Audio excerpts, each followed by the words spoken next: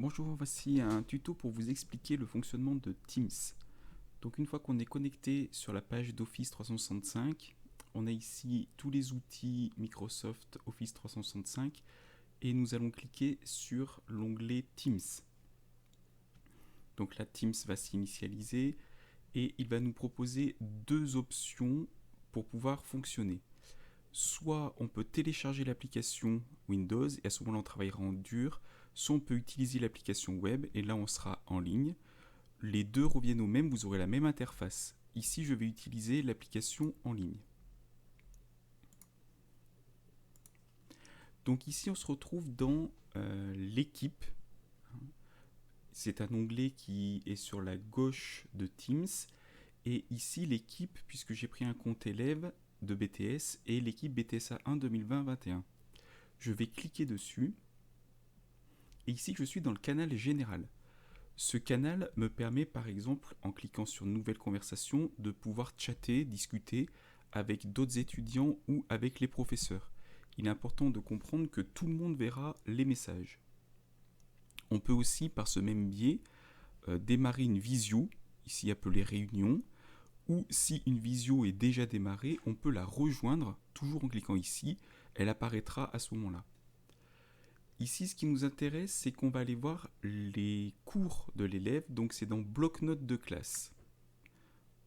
On clique sur bloc-notes de classe et le bloc-notes va se charger. Ce qui est important, c'est de bien dérouler le menu. Donc ici, on a une petite flèche, on clique dessus pour dérouler le menu. Ensuite, on va cliquer sur le nom de la personne, c'est votre nom qui apparaît. Et on va choisir une matière. Donc ici, je vais choisir la matière informatique. Donc voilà, on se rend compte qu'il y a un cours qui apparaît. Ce cours peut être soit modifié, soit enregistré. Si on vous demande de faire des exercices, vous pouvez les faire directement ici. Alors ici, vous voyez que j'ai un internet un petit peu lent, c'est pour ça que les pages s'affichent pas automatiquement. D'ailleurs, si ça vous arrive, vous pouvez de temps en temps actualiser votre navigateur. Ça vous permet de rafraîchir la page et certaines fois, ça dépanne des situations bloquées.